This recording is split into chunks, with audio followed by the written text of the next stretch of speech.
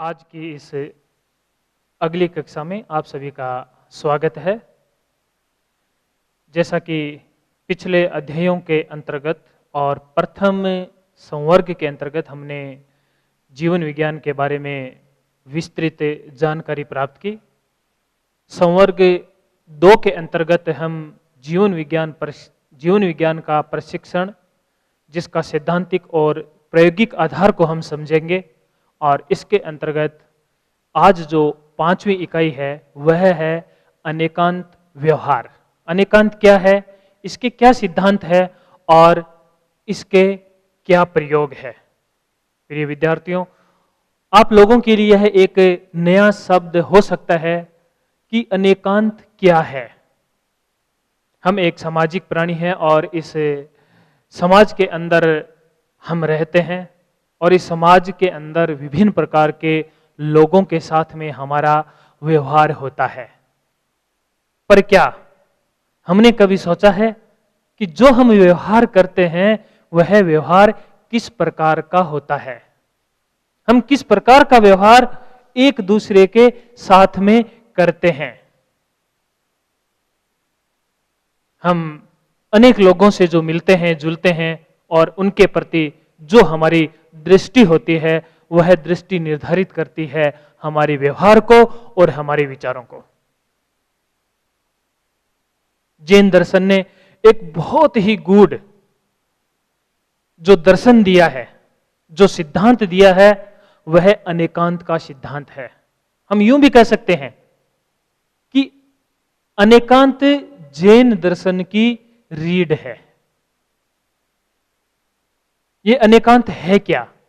यदि इस शब्द के ऊपर हम गौर करें, अनेकांत अर्थात अनेक प्लस अंत, अनेक और अंत से मिलकर के बना है अनेकांत, जिसका शाब्दिक अर्थ निकलता है अनेक, यानी जिसके अनेक गुण या स्वभाव होते हैं, यानी कि एक से भिन्न या अधिक के रूप में। और यहां पर अंत शब्द जो है उसका अर्थ निकलता है धर्म स्वभाव। इसका अर्थ हुआ कि अनेकांत यह कहना चाहता है कि कोई भी वस्तु, कोई भी पदार्थ जो होता है वह अनंत गुण, धर्म, स्वभाव वाली होती है। एक वस्तु के अंदर अनंत अनंत उसके गुण होते हैं, उसके धर्म होते हैं, उसके स्वभाव होते हैं। और हम क्या करते हैं? हम किसी भी जब वस्तु को देखते हैं तो अधिकतर अपनी एकांगी दृष्टि से देखते हैं, जबकि अनेकांत कहता है कि किसी भी वस्तु को जब हम देखते हैं तो केवल हमारी एकांगी दृष्टिकोण नहीं होना चाहिए, हमारा दृष्टिकोण अनेकांतिक होना चाहिए। इसको समझने के लिए हम अनेकांत के महत्व के ऊपर प्रकाश डालते हैं। अनेकांत हमारे जीवन की एक प्रशस्त पद्धति है। प्रशस्त पद्धति किस प्रकार से है? जैसा कि हमने कहा कि निर्भर करता है हमारी दृष्टि कैसी है, और कहा भी गया है जैसी दृष्टि वैसी सृष्टि। यदि व्यक्ति अपनी दृष्टि को बदलता है तब उसके विचार बदलते हैं, उसका व्यवहार बदलता है। हम किसी भी वस्तु को जब देखते हैं हम सिर्फ एक एंगल से देखते हैं, एकांगी दृष्टिकोण से देखते हैं, उसके दूसरे पहलू को हम नहीं देखते हैं। उदाहरण के तौर पे मान लीजिए हमारे पास में एक पानी का गिलास आधा भरा हुआ है और हम किसी एक व्यक्ति से पूछते हैं तो वो कहता है कि आधा खाली है। किसी दूसरे को पूछते हैं तो वो कहता है कि आधा भरा हुआ है। कोई कहेगा कि आधा खाली है, आधा भरा हुआ है। बात तीनों की सत्य है, देखने का नजरिया अलग अलग है। अनेकांतवाद हमारे नजरिए को, हमारे दृष्टिकोण को सही करता है। अनेकांत हमारे जीवन की साधना है। जीवन के अंदर जब तक राग रहेगा, द्वेष रहेगा, तब तक कभी भी हमारी दृष्टि अनेकांतिक दृष्टि नहीं हो सकती। उस अनेकांत को प्राप्त करने के लिए हमें राग और द्वेष को क्षीण करना पड़ेगा। और जब राग और द्वेष व्यक्ति के जीवन में धीरे धीरे क्षीण होते जाते हैं, वैसे वैसे व्यक्ति के जीवन में अपने आप अनेकांत आता जाता है। अनेकांत से ही जुड़ा हुआ है सापेक्षवाद का सिद्धांत। क्या है सापेक्षता? आपने आइंस्टीन का नाम सुना होगा, 20वीं सदी का महान वैज्ञानिक, जिसने रिलेटिविटी थ्योरी यानी कि सापेक्षता का सिद्धांत दिया था। यह सापेक्षता का सिद्धांत जिसने पूरी भौतिकी के अंदर हलन चलन पैदा कर दी और पूरी भौतिकी को उसने बदल करके रख दिया। और आज उस सिद्धांत के बिना भौतिक शास्त्र की कल्पना नहीं की जा सकती। ठीक इसी प्रकार से हमारे जीवन के अंदर भी, यह हम यूं कहें कि जो हमारा व्यक्तित्व है, जो हमारा जीवन है, वह सापेक्ष है। एक दो उदाहरणों के द्वारा हम इसको समझते हैं। मान लीजिए कि आप अपने घर के अंदर बैठे हुए हैं और आपका रिश्तेदार आपके घर आना चाहता है और वो फोन करता है कि मैं इस गली में तो आ गया हूं, लेकिन आपका घर किस ओर पड़ता है? दाईं साइड है या बाईं साइड है? और यदि वही व्यक्ति उत्तर दिशा से चला करके और दक्षिण दिशा की ओर जा रहा है, तो आप कहोगे कि जो मेरा घर है वह दाईं तरफ पड़ता है। और वही व्यक्ति यदि दक्षिण दिशा से उत्तर दिशा की ओर जा रहा है, तो आप कहेंगे कि मेरा घर बाईं ओर पड़ता है।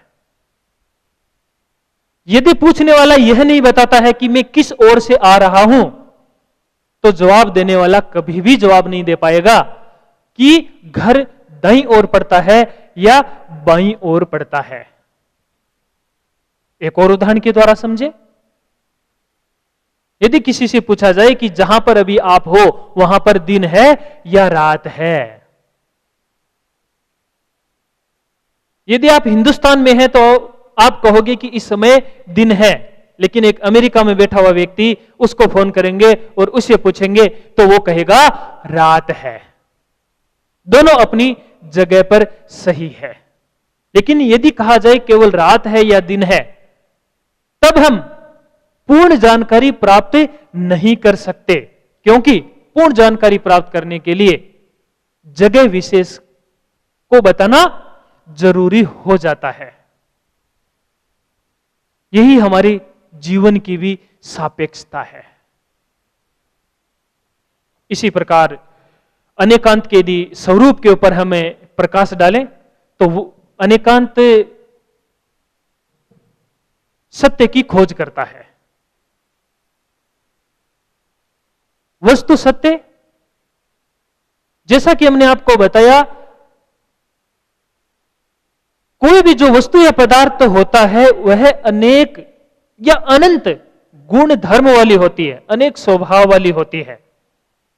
परंतु जब तक हमारा जो दृष्टिकोण है वह एकांगी रहेगा, तब तक हम केवल और केवल उस वस्तु के एक पक्ष को ही देखेंगे और उस एक पक्ष के आधार के ऊपर हम निर्णय निकालेंगे। हमारा वह एक पक्ष, एक पहलू हमारा सत्य हो सकता है, वह असत्य भी हो सकता है, उसका दूसरा पहलू भी होता है, उसका तीसरा पहलू भी होता है, और उसका जो हर पहलू होता है उस हर पहलू की अपनी सत्यता होती है, उस वस्तु की अपनी सत्यता होती है, उसका अपना अस्तित्व होता है। एक पानी है, जब यह पानी ठोस रूप में होता है तो उसको हम बर्फ कहते हैं। जब यह वाष्प रूप में होता है तो हम कहते हैं यह वाष्प है, यह भाप है। जब यह तरल अवस्था में होता है तब हम कहते हैं कि यह पानी है। चीज एक ही है, लेकिन अनेक गुण और धर्म या उसके अपने अपने उसके स्वभाव है। व्यवस्था का आधार विरोधी युगल, बहुत अच्छी बात कही गई है, क्योंकि जिस व्यवस्था या जिस समाज, जिस राष्ट्र के अंदर हम रहते हैं, उसमें केवल हमारा ही अस्तित्व नहीं है, उसके साथ में विरोधी यानी कि हमारे से ठीक जो ऑपोजिट है उनका भी अस्तित्व है। दिन है तो रात है, लाभ है तो हानि है, स्त्री है तो पुरुष है। मैं जहां पर काम कर रहा हूं, मैं हूं तो दूसरे लोग हैं, दूसरी विचारधारा को मानने वाले भी है, मैं अपनी विचारधारा को भी मानने वाला हूं।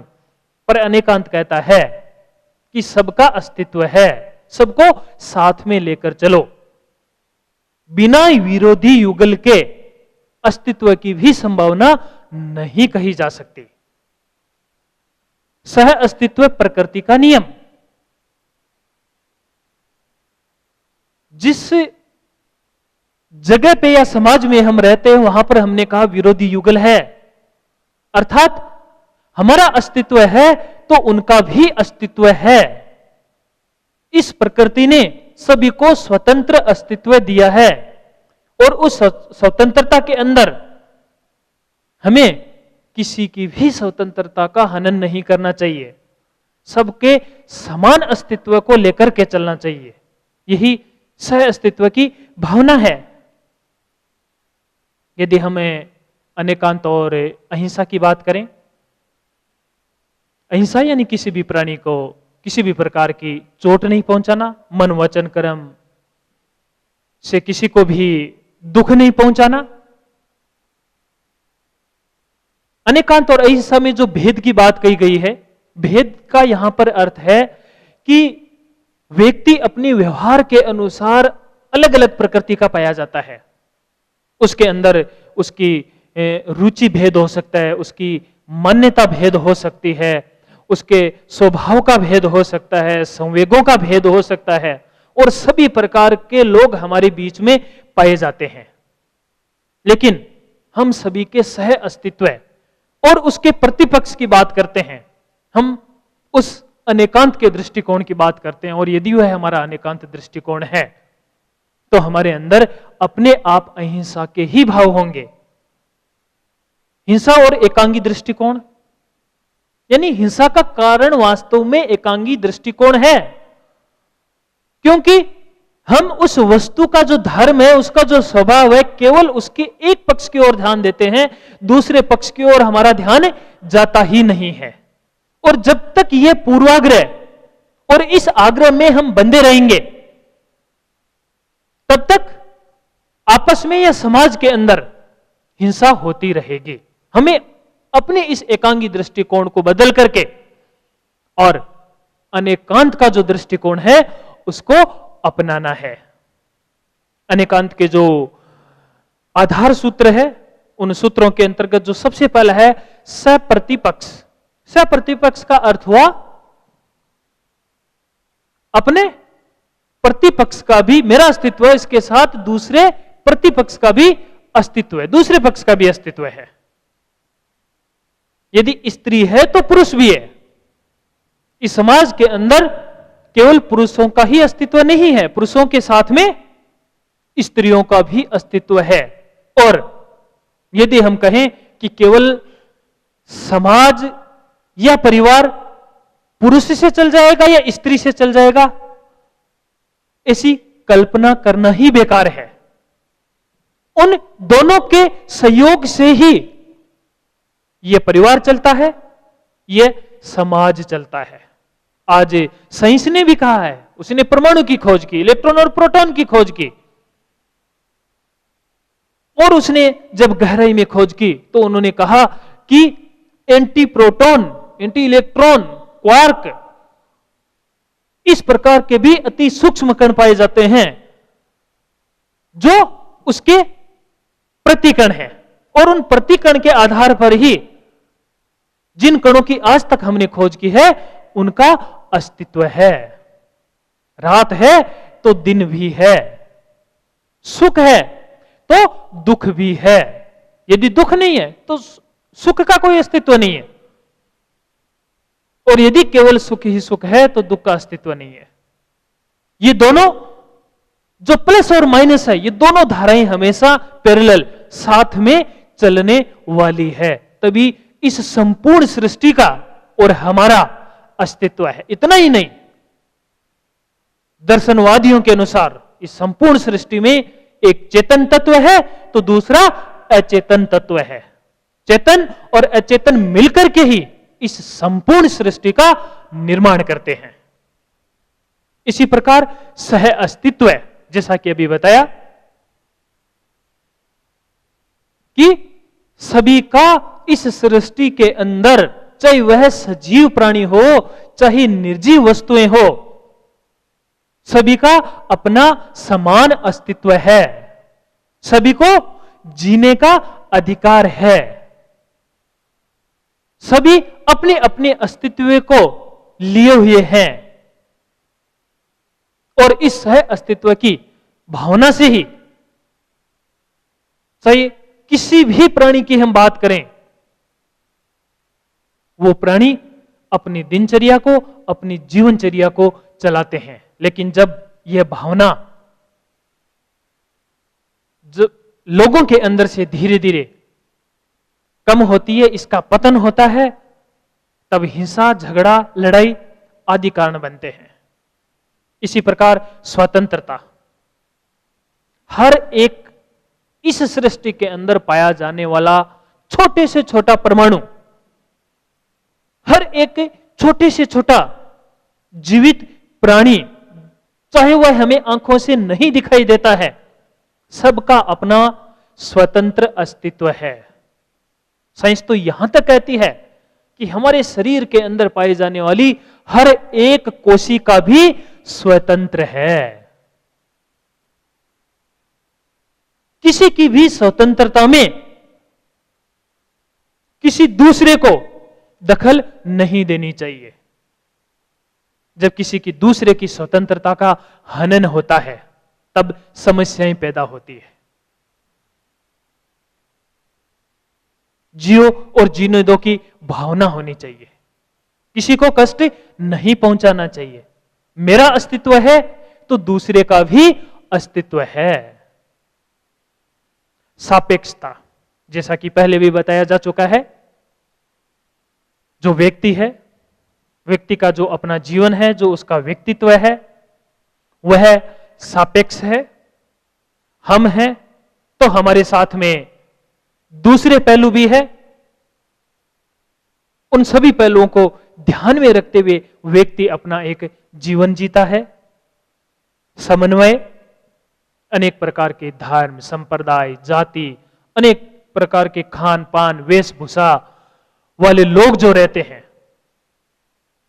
उन सभी के बीच में समन्वय होना बहुत ही जरूरी है।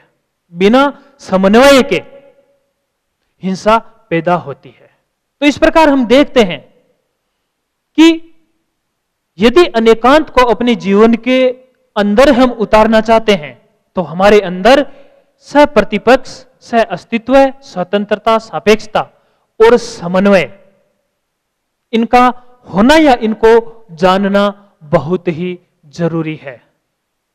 इस प्रकार प्रिय विद्यार्थियों, आपने देखा कि किस प्रकार से जो अनेकांत का दर्शन है, वह दर्शन आज के समय में कितना ज्यादा आवश्यक है। क्योंकि आज लोगों की जो दृष्टि है, वह चाहे वह कितना भी क्यों न पढ़ा लिखा हो, उसकी एकांगी होती जा रही है। इसलिए अनेकांत के प्रयोग और अनेकांत का जो पाठ है, वह हमारे जीवन में होना बहुत ही जरूरी है।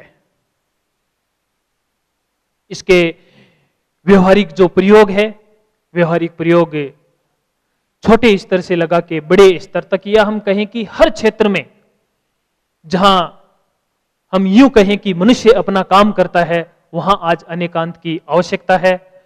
परिवार के अंदर, समाज के अंदर, अर्थनीति के अंदर, राजनीति, विश्व शांति और लोकतंत्र के अंदर आज अनेकांत की बहुत बहुत आवश्यकता है।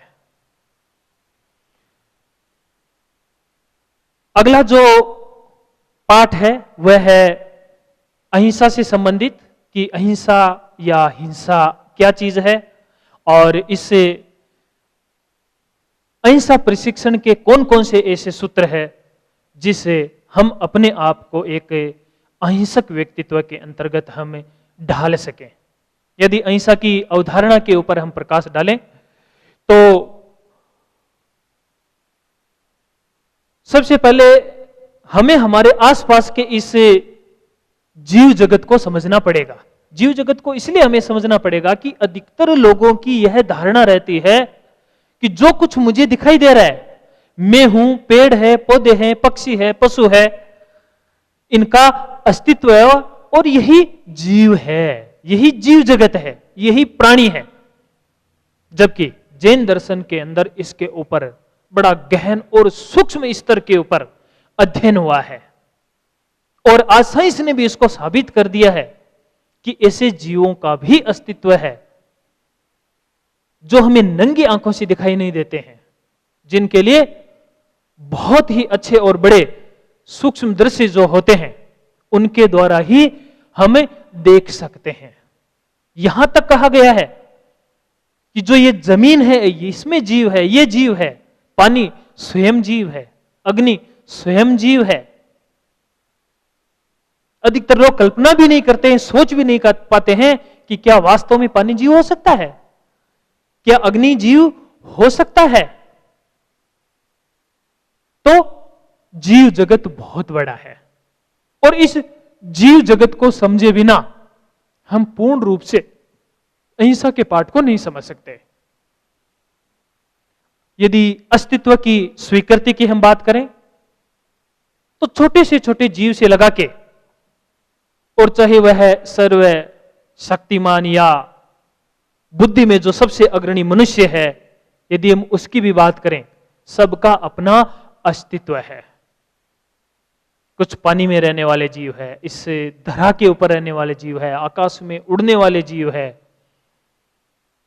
अति सूक्ष्म जीव भी होते हैं। उन सब जीव का अपना अस्तित्व है। जैसा कि मैंने कहा पानी, उसका भी अस्तित्व है, उसको हमें स्वीकार करना पड़ेगा। आज विज्ञान ने उसको सिद्ध कर दिया है। और हिंसा के साधन की यदि बात करें तो सर्वप्रथम तो हम यूं ही ये कह सकते हैं कि जब तक हम जीव जगत को नहीं समझेंगे, जब तक जीवों के अस्तित्व के बारे में हमारा ज्ञान नहीं होगा, तब तक हम पूर्ण रूप से हिंसा से नहीं बच सकते। व्यक्ति को अपना जीवन चलाने के लिए अनेक प्रकार के कार्य करने पड़ते हैं। उन कार्यों में किसी न किसी प्रकार की हिंसा अवश्य होती है। लेकिन यदि हमें इस हमारे आसपास के वातावरण का यदि हमें ज्ञान है तो हम बहुत सारी हिंसा से बच भी सकते हैं। यदि हम अहिंसा का सूक्ष्म विश्लेषण करें तो अहिंसा पालन सूक्ष्म दृष्टि, इस बिंदु का तात्पर्य यह है कि अहिंसा के पालन के लिए बहुत ही अधिक हमारी जो दृष्टि है उसका सूक्ष्म या पैनी नजर का होना बहुत ही जरूरी है, और इसके लिए व्यक्ति के अंदर ज्ञान का भी होना बहुत जरूरी है। अधिकतर हम क्लासेज में जाते हैं और लोग बाग पूछते हैं कि भाई कई जैन साधु संत होते हैं, वो मुंह के पट्टी क्यों लगाते हैं। हमारे लिए वह एक कौतूहल का विषय हो सकता है, या जब तक उस चीज का हमें ज्ञान नहीं है तब तक शायद हमें सवाल के ऊपर सवाल कर सकते हैं या उनके ऊपर हंस सकते हैं। लेकिन वो पट्टी इसलिए लगाई जाती है क्योंकि जब हम इस मुंह से बोलते हैं और जब मुंह से बोला जाता है और जो गर्म हवा निकलती है, बहुत सारे इस वातावरण में फैले हुए ऐसे सूक्ष्म से सूक्ष्म जो जीव होते हैं वो उस गर्मी को सहन नहीं कर पाते हैं और वो मर जाते हैं। कितनी सूक्ष्म दृष्टि है, हम कितना बोलते हैं, अनावश्यक बोलते हैं, और कितनी अनावश्यक हिंसा करते हैं। इसलिए बहुत जरूरी है अहिंसा के पाठ को बहुत ही सूक्ष्म रूप से समझने की। लोक दृष्टि या धार्मिक दृष्टि से देखें। लोक दृष्टि और धार्मिक दृष्टि का यहां पर तात्पर्य यह है, यदि एक उदाहरण के द्वारा इस चीज को हम समझें कि मान लीजिए कोई भी दो व्यक्ति ऐसे लड़ रहे हैं, एक उसमें बहुत ज्यादा सबल और पहलवान है, एक थोड़ा निर्बल व्यक्ति है, और हम वहां पर पहुंचते हैं। जो ताकतवर व्यक्ति है, यदि वो निर्बल को मारना चाहते हैं तो सबसे पहले हम उसको समझाते हैं, और जब हम नहीं समझाते हैं तो हम स्वाभाविक रूप है कि हम एक निर्बल व्यक्ति की सहायता करते हैं। और हो सकता है कि ऐसी परिस्थिति बन जाए कि हम जो सामने सबल व्यक्ति है उसको मारे डालें, और ये बात मान लीजिए समाज तक पहुंचती है, दूसरे लोगों तक पहुंचती है, तो वो यही कहेंगे कि ये एक निर्बल व्यक्ति को मार रहा था, उसने उसकी सहायता की थी। उस दृष्टि से वह कोई हिंसा नहीं है, वह एक नैतिकता के अंदर अपने आप परिवर्तित हो जाती है। वह बात सभी लोगों को वह एक नैतिक कार्य लगता है, परंतु धार्मिक दृष्टि से यह बात नहीं है। धार्मिक दृष्टि, अति सूक्ष्म दृष्टि हमें कहती है कि यदि हम हिंसा का साथ दे रहे हैं तो किसके लिए दे रहे हैं? दूसरे को बचाने के लिए, स्वयं को बचाने के लिए, या अपनी आत्मा को बचाने के लिए? हम किसके लिए कर रहे हैं ये सारे काम? हम आत्मरक्षा की बात करते हैं, दूसरे के लोगों की हम रक्षा की बात करते हैं। तो जो धार्मिक दृष्टि से यदि देखा जाए तो अहिंसा की दृष्टि बड़ी सूक्ष्म हो जाती है, वहां पर उसके मायने बदल जाते हैं। इसी प्रकार हिंसा साध्य और साधन भी है। साध्य और साधन, इसका यदि हम देखें तो वर्तमान में बहुत अच्छा इसका उदाहरण है, वो है महात्मा गांधी, जिन्होंने अहिंसा के बल के ऊपर, जिनका साध्य और साधन था, उसके बल के ऊपर उन्होंने हिंदुस्तान से अंग्रेजों को भगा दिया था, देश को आजाद करवा दिया था। हम अहिंसा का अल्पीकरण कर सकते हैं। बहुत सारे ऐसे काम होते हैं जिनमें हम ध्यान नहीं देते हैं और अनावश्यक हिंसा होती रहती है। जैसे हम किसी बगीचे में जाते हैं, बहुत अच्छे अच्छे फूल लगे हुए हैं, हमें आवश्यकता नहीं है, लेकिन हमें अच्छा लगा और हमने उसको तोड़ लिया, कोई आवश्यकता ही नहीं थी। इस प्रकार से छोटी छोटी चीजों को हम ध्यान में रख करके बहुत सारी हिंसा से बच सकते हैं। स्वस्थ समाज की संरचना में किस प्रकार से अहिंसा लाभदायक होती है? शोषण विहीन समाज संरचना। यदि समाज के अंदर किसी भी प्रकार की हिंसा नहीं होगी, और जहां कहीं पर भी हिंसा होती है वहां शोषण अवश्य होता है। हम अहिंसा की पालना करके एक शोषण विहीन समाज की संकल्पना कर सकते हैं। आज पूरे विश्व में जितने भी देश हैं उनमें अपनी अलग अलग राज व्यवस्थाएं हैं, राजनीतिक व्यवस्थाएं हैं। उनमें एक हमारा हिंदुस्तान है जिसके अंदर है लोकतंत्र व्यवस्था। लोकतंत्र जैसी व्यवस्था के अंदर अहिंसा एक औषधि के रूप में, एक रामबाण के रूप में काम करता है। और यदि लोकतंत्र में अहिंसा व्याप्त है तो निश्चित रूप से वहां के समाज और वहां का जो राष्ट्र होगा वह सुखी, समृद्ध और शक्तिशाली होगा। अहिंसा प्रशिक्षण के आधार के ऊपर यदि हम गौर करें तो सबसे पहले हमें यह समझना होगा हिंसा की जड़। हिंसा की जड़ कहां है? हिंसा की जड़ हमारे अंदर है। दोनों है, अहिंसा भी है और हिंसा भी है। पर हमें करना क्या है? पोषित किसको करना है? अहिंसा को करना है या हिंसा को करना है? यह डिपेंड हमारे ऊपर करता है। और जब इस चीज का हमें पता चलता है कि हमें पोषण किसका करना है, तो निश्चित रूप से हम उसका निवारण भी कर सकते हैं। यदि अहिंसा को पोषित करेंगे तो अपने आप धीरे धीरे हिंसा कम होती जाएगी। उपादान है व्यक्ति, कारण व्यक्ति बनता है, समाज नहीं होता है। क्योंकि आचार्य श्री ने भी कहा है कि सुधरे व्यक्ति समाज व्यक्ति से राष्ट्र स्वयं सुधरेगा।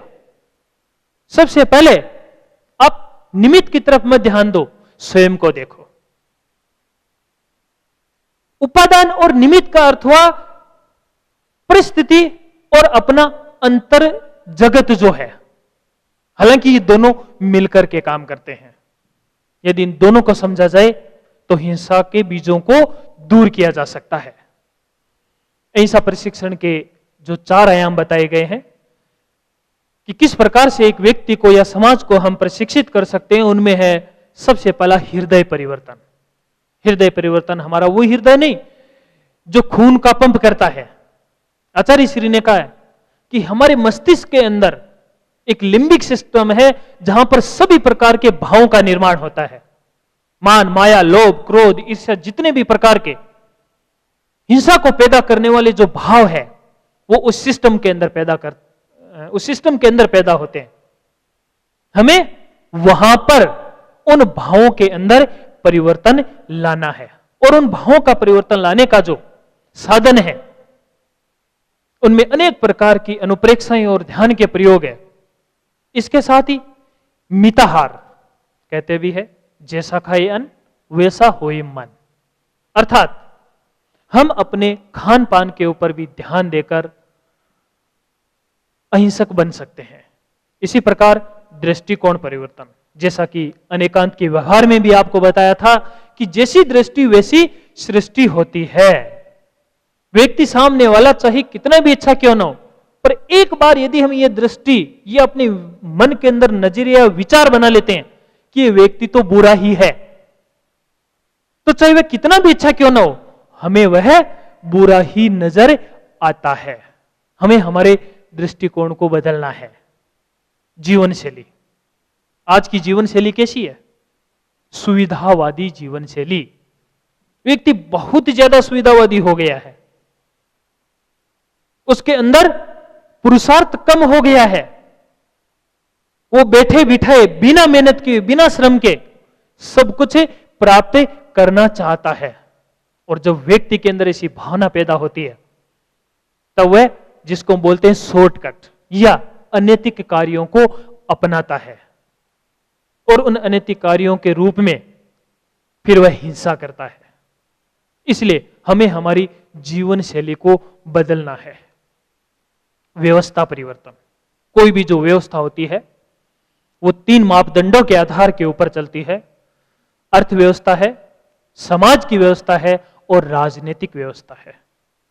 अर्थव्यवस्था में यदि अर्थ की समानता नहीं होगी, शोषण होगा, तब भी हिंसा होगी। समाज के अंदर